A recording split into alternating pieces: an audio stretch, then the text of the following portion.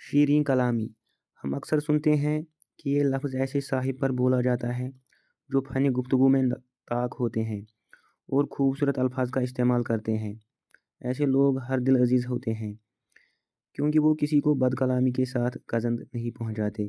وہ لعنت و ملامت اور طنز و تحریض کے الفاظ سے ناآشنا ہوتے ہیں۔ ان کی نصیحت قبول کی جاتی ہے کیونکہ وہ اس کو شیریں الفاظ کے ساتھ سجا کر خوشنما مسکراہٹ کی پلیٹ میں رکھ کر پیش کرتے ہیں۔ اگر آپ بھی اپنی زبان کو شہد کی مٹھاس بنانا چاہتے ہیں تو اس مقولے پر عمل کریں، آپ ہرگز ملامت نہیں کیے جائیں گے۔ لوگوں کے احساسات کو زخمی کریں، نہ ان کے زخموں پر نمک پاشی کریں۔ جس شخص کو اللہ تعالیٰ نے روزگار کی نعمت سے نوازا ہو، اس کو کسی ایسی محفل میں جہاں بے روزگار افراد بیٹھے ہوں یا ایسے افراد ہوں جو کم رتبے کے مالک ہوں، وہاں اپنے بڑے بڑے تجارتی منصوبوں، جائیداد اور دور دراز کے تفریحی دوروں کا موضوعی گفتگو بنا کر شیخی نہیں بکھیرنی چاہیے، بلکہ اللہ تعالیٰ کا شکر ادا کرنا چاہیے۔ کتنے ایسے صاحب ثروت افراد ہیں جو اطمینان اور سعادت قلب سے محروم ہیں، ان کے زخموں میں اضافہ نہ کریں۔ ایسا پھول بن کر رہیں جو زخمی نہیں کرتا۔ وہ عورت جو اولاد کی نعمت سے مالا مال ہے، اس کو ایسی مجلس میں جہاں اولاد کی نعمت سے محروم اور بانجھ عورتیں بھی ہوں، اپنے بچوں، ان کی معصوم شرارتوں اور اپنی خوشیوں کے بارے میں بات نہیں کرنی چاہیے، بلکہ اس انداز میں بات کرنی چاہیے کہ بچوں کی تعلیم و تربیت ایک بہت بڑی اور تھکا دینے والی ذمہ داری ہے، تاکہ ان کے زخموں میں مزید زخم کا اضافہ نہ ہو جائے۔ پھول کی طرح مرہم بنے۔ جس شخص کو اللہ تعالیٰ نے اعلیٰ تعلیمی مواقع اور ڈگریوں سے نوازا ہو، اس کو چاہیے کہ ایسے افراد کے درمیان جو ان پڑھ یا کم پڑھے لکھے ہوں، اپنی ڈگریوں اور تعلیمی کامیابیوں اور علمی قابلیت کے موضوع گفتگو نہ بنائے۔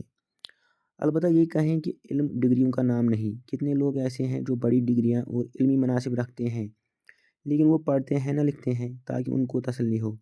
جس شخص کے والدین زندہ ہوں، اس کو چاہیے کہ والدین سے محروم افراد کے سامنے ان کی شفقت اور محبت کا ذکر نہ کرے تاکہ ان میں محرومی کا احساس گہرا نہ ہو جائے، بلکہ یہ کہیں کہ اگر والدین فوت ہو جائیں تو آدمی کو اپنی ذات پر انحصار کرنا پڑتا ہے، جس کی وجہ سے اس کی شخصیت میں نکھار پیدا ہوتا ہے۔ جس کو اللہ تعالیٰ نے صحت، حسن، آزادی، کامیابی، مال، سماعت، بصارت یا کسی بھی نعمت سے نوازا ہو اور دوسرے کو اس سے محروم کیا ہو، تو یاد رکھیں اللہ تعالیٰ ہی صاحب فضل و احسان ہے اور وہی منقسم حقیقی ہے۔ لوگوں کے ساتھ یکجہتی کا اظہار کرنا ایک اعلیٰ وصف ہے۔ ارادی طور پر یا غیر ارادی طور پر کسی کے جذبات کو مجروح کرنا تکلیف دہ اور حقارت آمیز رویہ ہے۔ دوسروں کے زخموں پر خوشی کے شادیانے نہ بجائیں۔ زخم گہرا ہوتا جاتا ہے اور وہ مزید گہرائی کے متحمل نہیں ہو سکتے۔ آپ بھی کسی دن ان کی جگہ پر ہو سکتے ہیں، کیونکہ دن پھرتے رہتے ہیں اور نعمتیں زوال پذیر بھی ہو جاتی ہیں۔ اس لیے دوسروں کو ٹھیس نہ پہنچائیں بلکہ ان کے زخموں پر مرہم رکھیں۔ آپ کا دل سفید چاندی کی طرح شفاف ہے، ان کو سیاہ نہ کریں۔ کامیابی۔ دوسروں کی کامیابی کے لمحات کو کسی جارحانہ جملے سے تباہ نہ کریں۔ اس کی کامیابی کو کسی ایسے جملے سے آلودہ نہ کریں کہ اس کو اپنی کامیابی ہی محسوس نہ ہو اور وہ اپنا سامنا لے کر رہ جائے اور وہ اپنا سا منہ لے کر رہ جائیں۔ دوسروں کی خوشیوں میں شریک ہوں، ان کی راہوں میں پھول بچھائیں، ان پر خوشیوں کی ضیاء پاشی کریں اور اپنی خوبصورت الفاظ اور مسرت آمیز جملوں کے ساتھ اس کامیابی کی روح کو کندہ کریں۔ تجربہ کر کے دیکھیں۔ لوگوں کے جذبات کا احترام کریں، ان کے احساسات کو زخمی نہ کریں۔ انسان احساسات اور جذبات کا مرکب ہے۔ وہ اس شخص کی طرف مائل ہوتا ہے جو اس کو سمجھتا ہے، اس کے جذبات کی قدر کرتا ہے، گویا وہ اپنی ترکیب اور تشکیل میں آبگینے کے مشابہ ہے، جس پر ایک معمولی سی خراش بھی شکل کے خد و خال کو بدل کر رکھ دیتی ہے، بلکہ بسا اوقات ایک خراش شکل کو مکمل طور پر توڑ دیتی ہے۔ ایک آدمی ایک جنگ میں شریک ہونے کے لیے اپنے بیوی بچوں کو چھوڑ کر میدان کارزار کی طرف عازم سفر ہوا۔ جب جنگ ختم ہوئی اور اس نے واپسی کی راہ لی تو اس کو راستے میں بتایا گیا کہ اس کی بیوی اس کی غیر موجودگی میں چیچک کے مرض میں گرفتار ہو گئی، جس کی وجہ سے اس کا چہرہ بہت زیادہ بدنما ہو گیا ہے۔ اس نے اس خبر کو گہری خاموشی اور شدید دکھ کے ساتھ سنا۔ دوسرے دن اس کے رفقائے سفر نے کیا دیکھا کہ اس کی دونوں آنکھیں بند ہیں۔ انہیں اس کی حالت پر بڑا ترس آیا اور جب ان کو یقین ہو گیا کہ اب یہ دیکھنے کے قابل نہیں رہا تو وہ اس کو اس کے گھر تک چھوڑ گئے۔ اس کے بعد اس نے اپنی بیوی اور اولاد کے ساتھ نارمل اور طبیعی انداز میں زندگی گزارنا شروع کر دی۔ تقریباً 15 سال کے بعد اس کی بیوی کا انتقال ہو گیا تو ہر کوئی یہ دیکھ کر حیران اور ششدر رہ گیا کہ اس کی آنکھیں بالکل تندرست ہیں اور وہ طبیعی انداز میں دیکھ سکتا ہے۔ تب لوگوں کو اس حقیقت کا ادراک ہوا کہ یہ شخص اتنے طویل عرصے تک محض اس وجہ سے اندھا بنا رہا تاکہ جب وہ اپنی بیوی کو اس بیماری کی وجہ سے بد شکل دیکھے تو اس کے احساسات مجروح نہ کرے۔ یہ مصنوعی اندھاپن صرف اس وجہ سے تھا کہ بیوی کو اس کی بدنمائی کا احساس نہ دلایا جائے۔ وہ یہی سمجھتی رہی کہ خاوند اپنے پن کی بنا پر اس کے عیب سے بے خبر ہے۔ یہ ایک تکلیف دہ اور مشکل ریاضت ہے، لیکن یہی وہ پل ہے جس کو عبور کر کے انسان مادی خوبصورتی کی چمک دمک سے نکل کر روحانی حسن و جمال کی وادیوں میں اتر جاتا ہے۔ اب ہر کوئی اپنے نفس میں جان کر اندازہ لگا سکتا ہے کہ کتنی مرتبہ اس نے محض اس وجہ سے دوسروں کے عیبوں پر نگاہ ڈالنے سے اپنی آنکھوں کو بند کر لیا کہ وہ ان کے احساسات کو زخمی نہ کرے اور ان کے جذبات کو مجروح ہونے سے بچا لے، کیونکہ جذبات کا مجروح ہونا انسان کے اعتماد کو پارہ پارہ کر دیتا ہے اور وہ عزلت اور گوشہ نشینی میں عافیت محسوس کرتا ہے۔ اسلام کا میزان اخلاقیات اتنا رفیع القدر اور بلند مرتبت ہے کہ دنیا کا کوئی نظام اور میزان اس کی ہم سری کا دعویٰ کر سکتا ہے نہ اس کا مقابلہ کرنے کی ہی ہمت رکھتا ہے، کیونکہ یہ عظیم الشان اخلاق ایک طرف فرد کا تزکیہ نفس کرتے ہیں اور دوسری طرف افراد بھی ان میں اپنے لیے راحت اور انس کا سامان پاتے ہیں۔ اس میں کوئی شک نہیں کہ اسلام نے یہ بلند و بالا اور اعلیٰ و ارفع اخلاق پیش کیے ہیں، لیکن مقام افسوس تو یہ ہے کہ آج لوگوں کی عملی حالت اور اخلاقی رویے اس قدر گر چکے ہیں کہ ان کے نزدیک لوگوں کے احساسات اور جذبات کی کوئی قدر و قیمت باقی نہیں رہی، جس کی وجہ سے معاشرتی طبقاتی کشمکش، افراتفری اور تفاوت کا شکار ہے۔ اگر کوئی بازار میں جاتا ہے اور کسی دکان میں داخل ہوتا ہے تو جہاں دل چاہتا ہے اپنی گاڑی کھڑی کر دیتا ہے، اسے کوئی پرواہ نہیں ہوتی کہ وہ دوسروں کے لیے اذیت کا باعث بن رہا ہے۔ ایک دوسرا شخص مسجد میں نماز جمعہ ادا کرنے کے لیے آتا ہے اور لوگوں کے احساسات کو خاطر میں لائے بغیر صفحے پھلانگتا چلا جاتا ہے۔ اگر لوگوں کے ان رویوں اور تصرفات کو بیان کرنا شروع کر دیا جائے تو یہ ختم ہونے کا نام ہی نہ لیں۔ حقیقت یہ ہے کہ لوگوں کے احساسات اور جذبات نبی کریم صلی اللہ علیہ وسلم کے لیے بڑی اہمیت رکھتے تھے۔ آپ صلی اللہ علیہ وسلم نے ان کو واجبات اور فرائض پر مقدم جانا۔ یہی وجہ ہے کہ آپ صلی اللہ علیہ وسلم نے یہ فرمان جاری کیا تھا، جس نے کچا لہسن، پیاز اور ان جیسی کوئی ترکاری کھائی وہ ہماری مسجد کے قریب بھی نہ آئے، کیونکہ جس سے بنو آدم کو تکلیف ہوتی ہے اس سے فرشتوں کو بھی اذیت پہنچتی ہے۔ یہ مخالفت صرف اس وجہ سے تھی کہ اس ناپسندیدہ بو کا نمازیوں پر بڑا اثر پڑتا ہے۔ تصور کریں اور غور کریں کہ رسول کریم صلی اللہ علیہ وسلم ممبر پر کھڑے ہو کر خطبہ ارشاد فرما رہے ہیں۔ آپ صلی اللہ علیہ وسلم دیکھتے ہیں کہ ایک آدمی لوگوں کی گردنیں پھلانگ رہا ہے۔ آپ صلی اللہ علیہ وسلم رعبناک انداز میں فرماتے ہیں، بیٹھ جاؤ، تم نے تکلیف دی ہے۔ نبی کریم صلی اللہ علیہ وسلم نے اس روش کا خاتمہ اور اس حوصلہ شکنی کرنے کے لیے خطبے کی پرواہ کی اور نہ عوام کا خیال کیا اور اس کو سرزنش کے انداز میں بیٹھ جانے کا حکم دیا، کیونکہ اس عمل کا صحابہ کے احساسات پر گہرا اثر تھا۔ ایک اور منظر جس نے جلیل القدر صحابی حضرت معاذ بن جبل رضی اللہ عنہ کو ہلا کر رکھ دیا۔ انہوں نے اپنے لوگوں کو عشاء کی نماز پڑھائی تو نماز میں سورۃ بقرہ کی تلاوت شروع کر دی اور نماز طویل ہوتی گئی۔ یہ نمازیوں پر بہت گراں گزرا۔ جب نبی اکرم صلی اللہ علیہ وسلم کو خبر دی گئی تو آپ صلی اللہ علیہ وسلم نے فرمایا، اے معاذ، تم فتنے باز ہو۔ 3 مرتبہ آپ صلی اللہ علیہ وسلم نے کہا، پھر فرمایا کہ سورۃ شمس اور سورۃ اعلیٰ جیسی سورتوں کی تلاوت کیا کرو۔ نماز میں تخفیف کا حکم صرف نمازیوں کا خیال نہ رکھنے کے لیے تھا تاکہ وہ اکتاہٹ، تھکاوٹ اور مشقت کا شکار نہ ہو جائیں۔ سبحان اللہ، اس بلندی اخلاق اور رفعت ذوق کے کیا کہنے۔ انسان اگر لوگوں کے احساسات کو مد نظر رکھے اور معنوی حقائق کو اپنے دل کی گہرائیوں میں محسوس کرے تو ہمارے معاشرے میں محبت، اتفاق، بھائی چارے اور امن و سلامتی کے بلند بالا پھریرے لہرانے لگیں۔ امام ابن اسحاق رحمۃ اللہ علیہ سیدنا ابن عباس رضی اللہ عنہما سے روایت نقل کرتے ہیں کہ نبی اکرم صلی اللہ علیہ وسلم نے اپنے اصحاب سے فرمایا، میں بنی ہاشم وغیرہ کے چند ایسے لوگوں کو جانتا ہوں جن کو ہمارے خلاف لڑنے پر نکلنے کے لیے مجبور کیا گیا۔ ان کو ہمارے ساتھ لڑنے میں کوئی سروکار نہیں، اس لیے جس کا کسی ہاشمی کے ساتھ ٹکر ہو جائے تو وہ اس کو قتل نہ کرے۔ جس کو ابن ہشام کے ساتھ سامنا ہو جائے وہ اس کو قتل نہ کرے، اور جس کا عباس بن عبد المطلب سے مقابلہ ہو جائے تو وہ اس کو بھی قتل نہ کرے، کیونکہ ان کو مجبوراً نکالا گیا ہے۔ ابو حذیفہ بن عتبہ نے کہا، کیا ہم اپنے باپوں، بیٹوں، بھائیوں اور خاندان کے افراد کو تو قتل کریں اور عباس کو چھوڑ دیں؟ خدا کی قسم، اگر میرا اس سے آمنا سامنا ہو گیا تو میں اس کا تلوار کے ساتھ صفایا کر دوں گا۔ یہ بات رسول کریم صلی اللہ علیہ وسلم تک پہنچی تو آپ صلی اللہ علیہ وسلم نے حضرت عمر رضی اللہ عنہ سے فرمایا، ابو حفص، کیا رسول اللہ صلی اللہ علیہ وسلم کے چچا کے چہرے پر تلوار ماری جائے گی؟ حضرت عمر رضی اللہ عنہ نے کہا، اے اللہ کے رسول صلی اللہ علیہ وسلم، اجازت دیجیے میں تلوار سے اس کی گردن اڑا دوں، یہ منافق ہو گیا ہے۔ ابو حذیفہ کہا کرتے تھے، میں نے اس دن جو بات کہی تھی اس کی وجہ سے ہمیشہ خوف محسوس کرتا تھا اور یہی سمجھتا تھا کہ شہادت ہی اس کا کفارہ بنے گی، چنانچہ وہ جنگ یمامہ میں شہید ہو گئے۔ الرحیق المختوم، صفحہ نمبر 246۔ درجہ دوم، اچھے اخلاق ہمیشہ آپ کے سامنے لوگوں کے دلوں کے دروازے کھول دیتے ہیں۔ ان کی وجہ سے وہ آپ کی طرف مائل ہوتے ہیں، آپ سے محبت کرتے ہیں اور آپ کی موجودگی اور غیر موجودگی میں آپ کا احترام کرتے ہیں۔ پھر لوگ آپ کا دفاع کرتے ہیں اور کسی کو آپ کے نام، شہرت یا عزت کو تار تار کرنے کی اجازت نہیں دیتے، کیونکہ آپ نے اپنے اعلیٰ اخلاق، عرفہ، ذوق، ادب، تواضع اور بردباری کے ذریعے ان کے دلوں کو اپنا اسیر کر لیا ہے۔ یہ بات اپنے کانوں میں ڈال دیں کہ پاکیزہ اور بلند اخلاق خوبصورت اسلام کی علامت ہیں۔ یہ لوگوں کے دلوں میں آسانی کے ساتھ داخل ہونے کا سب سے کشادہ دروازہ ہے۔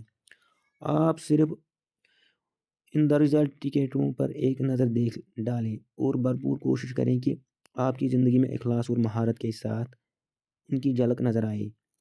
اخلاق کی دولت کی فراوانی، لوگوں کے ساتھ ادب سے پیش آئیں، لوگوں کے ساتھ ذوق کے ساتھ برتاؤ کریں، لوگوں کے ساتھ تواضع سے پیش آئیں، لوگوں کے ساتھ بردباری سے پیش آئیں، لوگوں کے ساتھ صبر سے پیش آئیں، لوگوں کے ساتھ سچ بولیں۔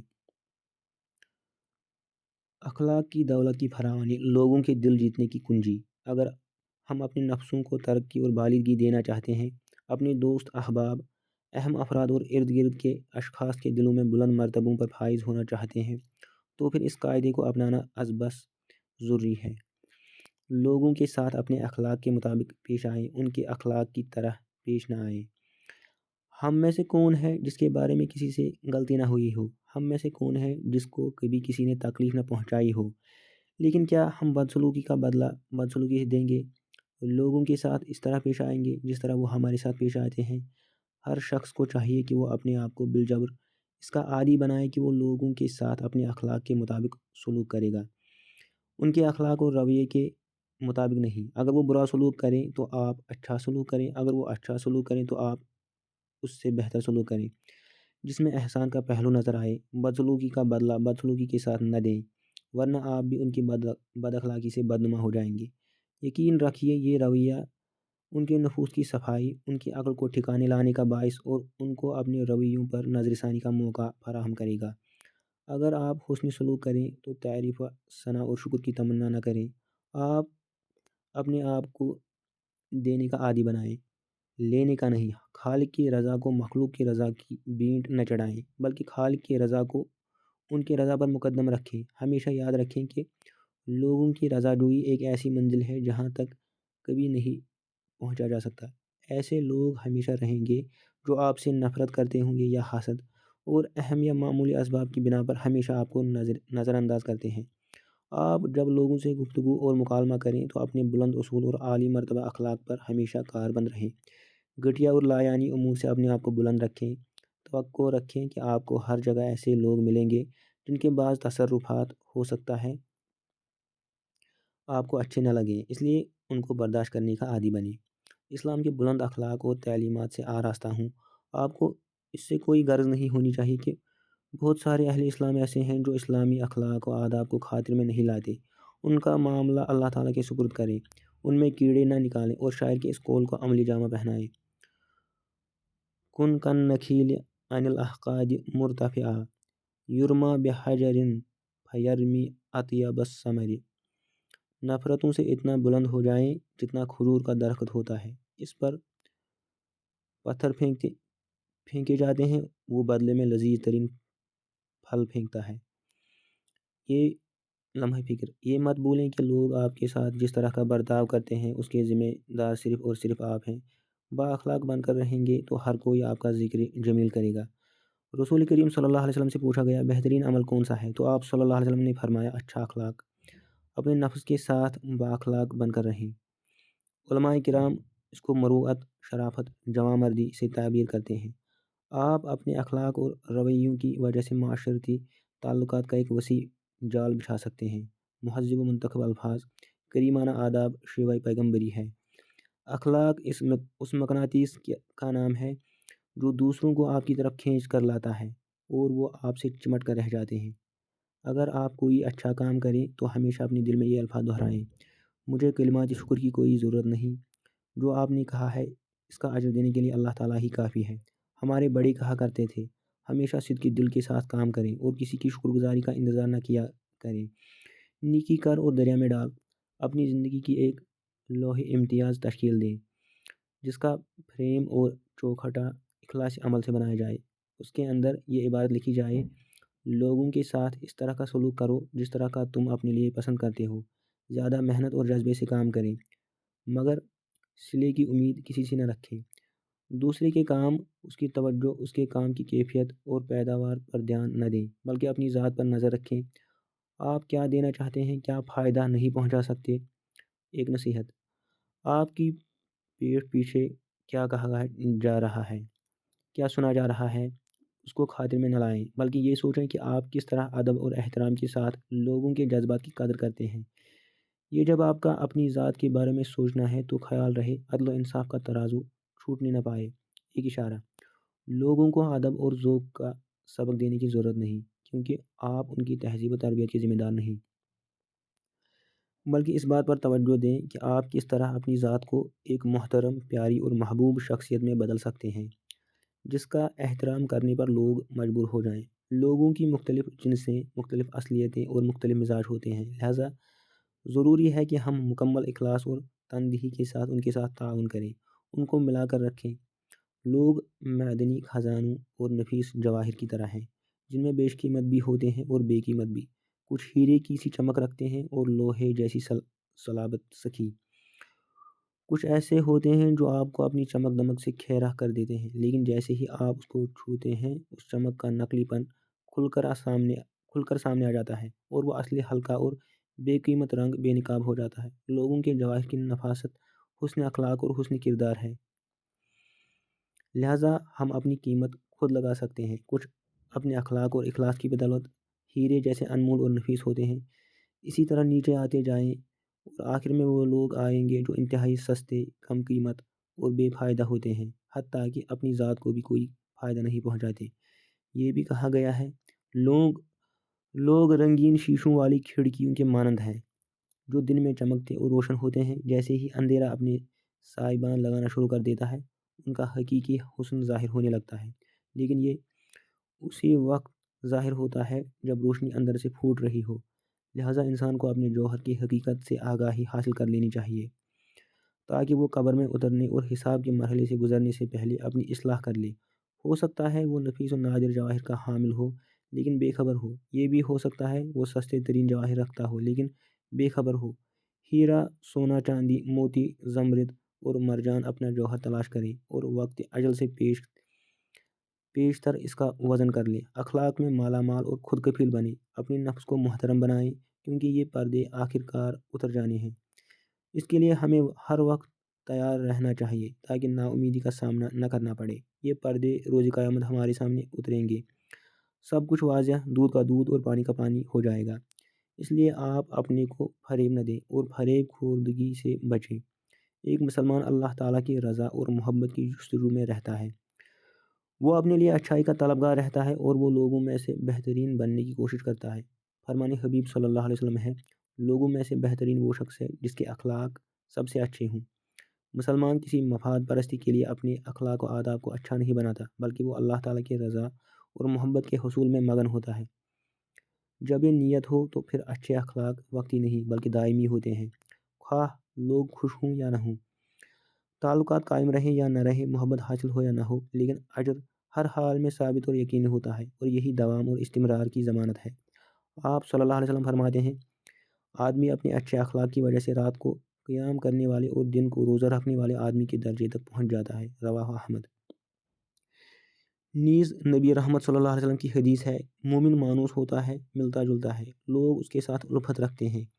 اس شخص میں کوئی خیر نہیں جو لوگوں سے مانوس ہوتا ہے، نہ لوگ ہی اس سے الفت رکھتے ہیں۔ اور لوگوں میں سے بہترین شخص وہ ہے جو ان کو سب سے زیادہ فائدہ پہنچانے والا ہے۔